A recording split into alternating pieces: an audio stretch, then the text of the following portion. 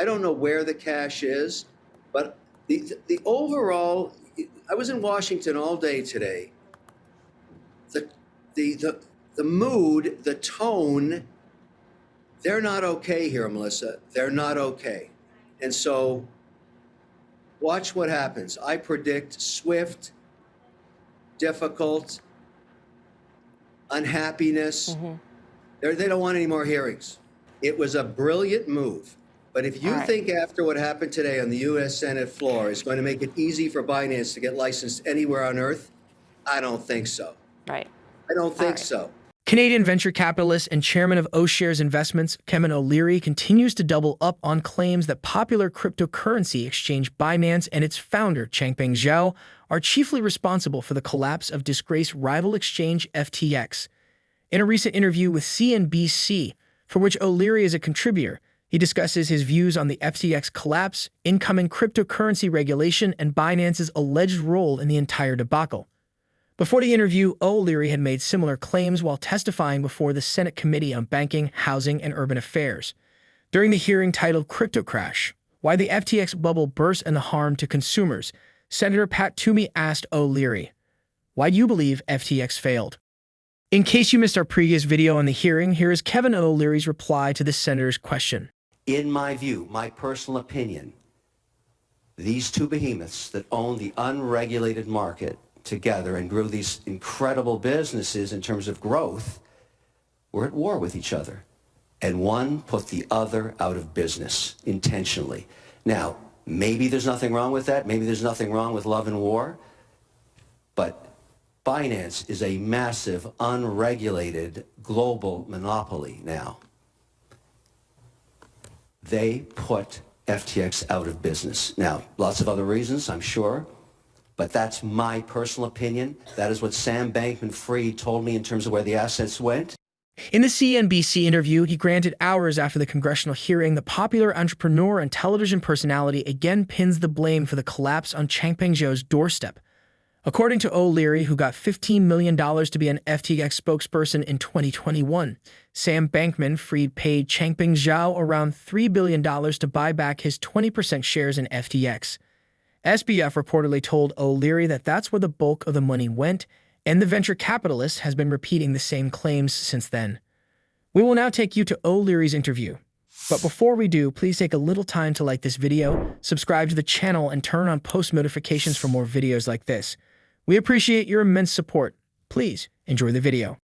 When the interviewer asks why O'Leary didn't tell the lawmakers about SBF's criminal culpability and fraudulent business practices, his parries by stating, No, that's not what I was asked today. That's not why that hearing was put together. It was designed to explore the reasons for the demise of FTX. And look, there's lots of accounting issues.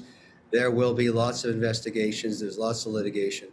But let's just talk about where the money went. This is a pretty simple situation. Way back on the Saturday when after Friday, after it was I'm going to give you a date here. I'm just looking up my notes here. Saturday, November 12th. I noticed in our corporate accounts, yes, I am an investor, there was nothing there. Not only were there no assets, there were no records. There was nothing. So it had been stripped clean. So I decided, okay, I know the management of this company. I'm going to make some phone calls, ask where it went. Where was it? Did it get hacked? Did it go to the Bahamian government? Did it go to wherever, FTX US? Just where's the money? It's a very simple question. It's not brain surgery here. And I just called Sam up. Sam Bankman-Fried said, Sam, where's the money? And he said, I don't have access anymore to the servers. And I said, okay, walk me back 24 months.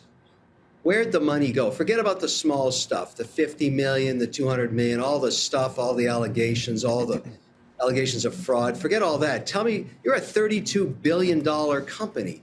Where'd the real money go? That's when I learned that he bought back all the stock from Binance. They were a 20% shareholder. I didn't know that. The second largest shareholder, maybe, I don't have the records, but we're going to find this all out. And the first largest shareholder, the biggest shareholder, Sam Bankman-Fried himself, bought out all the stock of Binance. And I said to him, why would you do that? Why would you pay a $32 billion valuation for something that you sold for seed stock valuations just months ago. He said, I can't get licensed anymore. Anywhere I go, when Binance is 20% of the cap table, the regulators turn me down. Now, either CZ was being uncooperative or he had reasons not to disclose whatever the regulators wanted in every geography they went. So according to Sam Bankman-Fried, these are his words, I had to buy it back. I had to bring it back on the cap table. You want to know where the money went? That's where it went. And all I'm saying is, sure, there's other allegations, and I know that's all going to be put through the systems. Sure. I get it. But that was the major loss of the balance sheet was basically a related transaction between two shareholders. And the only reason I brought it up is that sounds like a Madoff clawback to me. I mean, there's something wrong here. Did Sam Bankman-Fried use FTT tokens to buy any part of that Binance stake back? Great question, Melissa. Nobody knows. There's no records anymore. And that's the first place I'm sure John Ray is going to look. But was it cash? My bet is a lot of it was cash. We just simply don't know. But the point is, let's move forward now to the week of November 6th when this company went bankrupt. Why in the world would a block trade like the one owned by CZ and or Binance be tweeted out saying, I have $550 million with the FTT tokens I'm going to put to the market? You don't trade like that. You arrange a cross. You go and find buyers, you form a syndicate, and you clear market with a trade. Like other crypto investors, O'Leary believes the FTX collapse will bring in some quick regulations for the cryptocurrency industry. With over $30 billion gone down the drain in less than a week, regulators worldwide are examining how they can get the industry sufficiently regulated and under control. The United Kingdom has made the first move. About a week ago, UK regulators announced they were finalizing plans for crypto regulation. During Wednesday's hearing, U.S. Senator Elizabeth Warren announced a bipartisan legislation that she believes would stop the issue of money laundering in the crypto space. The legislation, co-sponsored by Republican Senator Roger Marshall, would require crypto exchanges to verify customer identities the same way it is done in traditional financial institutions. Wyoming Senator Cynthia Lummis also said she and Senator Kirsten Gillibrand would reintroduce the Responsible Financial Innovation Act next year. The crypto-friendly senator urged the gathering to avoid targeting the entire cryptocurrency industry for the sins of one man. Let's separate digital assets from corrupt organizations, she said. FTX is good old-fashioned fraud. But O'Leary believes the lawmakers will descend heavily on Binance and the rest of the cryptocurrency industry. Here is another clip from his interview. My read of the Senate today, they're tired of this. They don't want to keep holding hearings every 6 months when the next crypto crap blows up. They're done with it.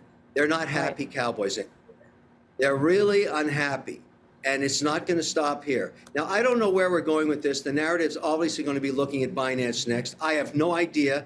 All of this stuff is alleged. There's no records. But the Senate, the Hill, the legislators, the regulators, they're done. They've had enough. And so I think we're going to get some action here. You can't keep taking these things down to zero, $1 billion at a time. No, I didn't see anything that would tip me off. And you're right. I'd never put an LP into this because I was a paid spokesperson. That would have been a conflict of interest. So it's all mine. I get it. And I look like an idiot, and so do the other 90 investors. We all feel very foolish. But at this point now, the most important thing are the records. And so John Ray has to go get the records. I'd argue this is a very simple situation, not that complicated. You follow the money. Now, let me tell you why it's going to be not so hard to do that. Every wire transfer going into Alameda, whether it's a Fed wire, ACH transfer, or a SWIFT wire, whether we're going to know the address it went to, we can audit that. All the meat grinding that went on in Alameda, we'll get the accounting records of that. We'll know how that occurred. Any transfers between FTX and Alameda, we'll get that too. Any crypto leaving either of those entities is on the blockchain, irrevocable. You can audit that. So my guess is we'll find out what happened here. I don't know where the cash is, but the overall, I was in Washington all day today.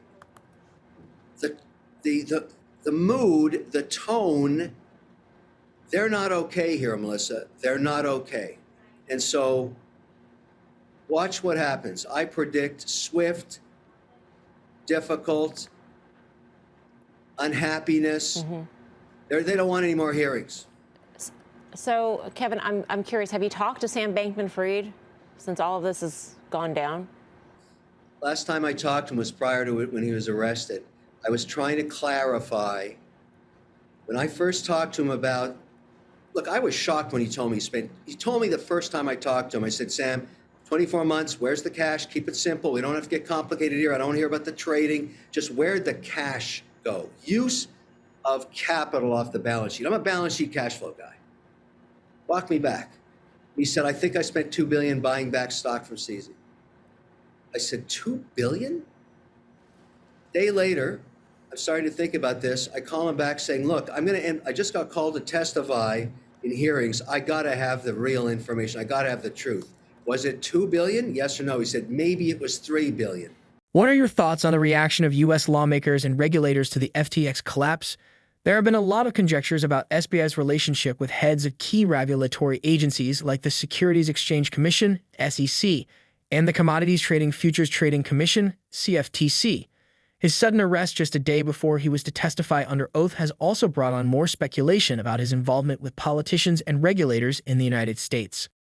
Do you think the FTX collapse will bring stricter regulations for the cryptocurrency space? Please drop your replies as well as your thoughts on Kevin O'Leary's interview in the comments section below. Also, make sure you like this video, subscribe to the channel, and check out our other videos on the FTX debacle. Thanks for watching.